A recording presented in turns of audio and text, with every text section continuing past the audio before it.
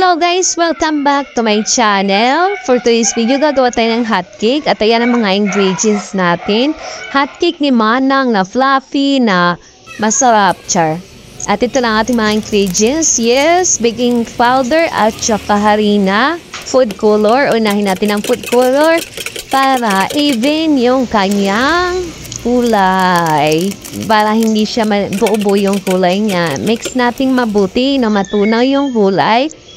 At makuha natin yung tamang color.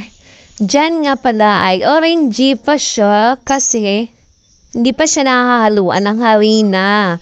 So nga pala sa isang pack ng food colors, siguro mga 3 times natin siya ginagamit. Ayan, lalagay natin ng 1 teaspoon ng yeast. Yan, at syempre imimix pa rin natin yan.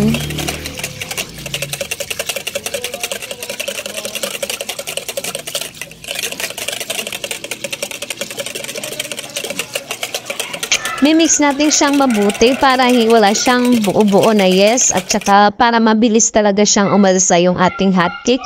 At isunod na natin yung ating baking powder. Ayan. Ito nga pala ay 1/3 cup ng baking powder. Mimix natin siya.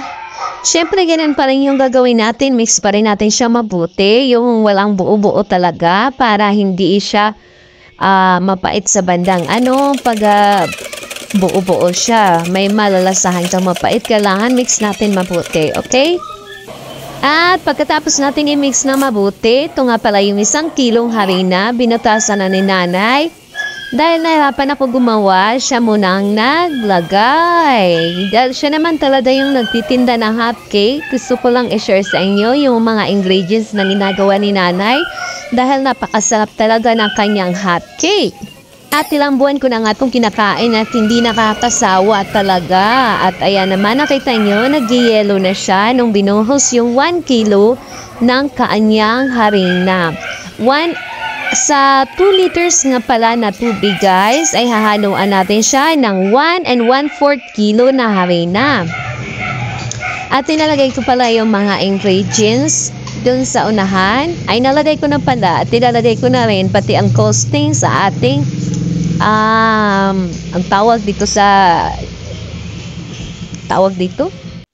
ating description below. So pag nalagay na yung harina, mix nyo na mabuti yung wala siyang buo-buo.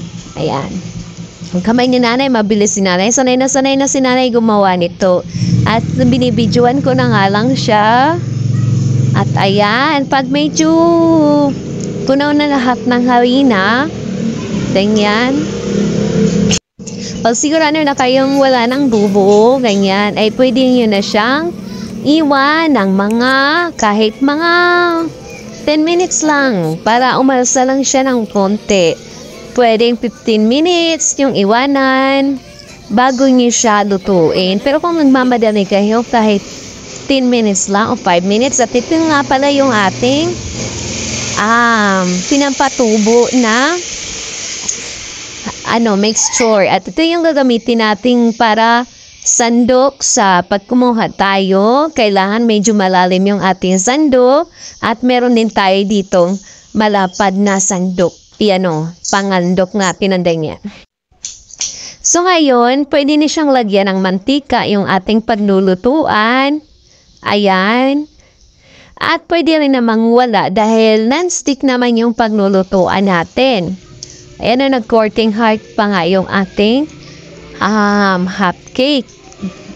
Tapos, pwede rin naman natin siyang lutuin sa kawali. Pero, dito, mas maganda siya lutuan kasi nahuhulma at yung size niya ay pare-pareho. Pagka sa kawali kasi guys, kailangan tapalin mo talaga siya para magkapareho ang kanilang sukat. Unlike dito ay nasusukat siya dahil parang bilog siya. Ayan yung nagawa na namin. Nakita nyo naman. Mukhang masarap talaga siya. Ito nga palang lutuan na to guys ay nabili ko sa Shopee sa halagang 200 pesos lang yata. At pag kanya na siya ay pwede na siyang baliktarin. At pagkatapos mo siyang baliktarin ay hintayin mo lang ng ilang minuto para maluto naman yung sa kabila. At ito na nga ang aking bisyo. Dito lang ako nagluto guys. Dahil busy yung aming tindahan at may iinuman. Kaya dito lang ako nagluto sa gilid-gilid lang. At ayan, nakita niyo naman marami na akong nagawa. At dito nga pala sa 1 1/4 na harina guys ay makakagawa kayo ng 50 pieces mahigit na hot cake. So, 850 mo times 5 mo lang yun. So, nasa mga 250 na yung benta mo. Ang puhunan mo doon ay 35 yung harina. Wala pang 100 yung puhunan mo ay meron ka ng 250 na kita. O diba malaki yung tutubiin mo. At ito pa nga marami pa akong gagawin. Pero nakagawa na ako ng marami. At may nilagay na rin ako sa labas. At nabenta na nga yung iba. At ngayon nga guys ay titingnan natin. Papakita ko sa inyo kung gaano siya ka-floppy. Ayan, diba? Sobrang lambot niya talaga.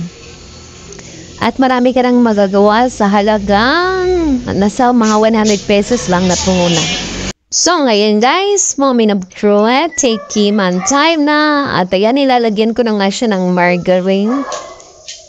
At ito nga pala yung nasa labas at yung nasa loob ay mainit pa. Kaya ito yon, hindi siya mainit. Kaya nilagyan natin ng asukal na puti na hindi naman masyadong marami. Ayan. At syempre ipaplastic natin dahil hindi naman tayo laging may dahon dito. Kung sa probinsya ay pwede siyang lagyan ng dahon. Pero dito sa atin ipaplastic natin. Then man, napakalambot at cute lamang po guys. Gawin nyo na at para tayo ay kumita lahat. At nilalagay ko nga pala ang costing at ang mga ingredients sa description. Bye!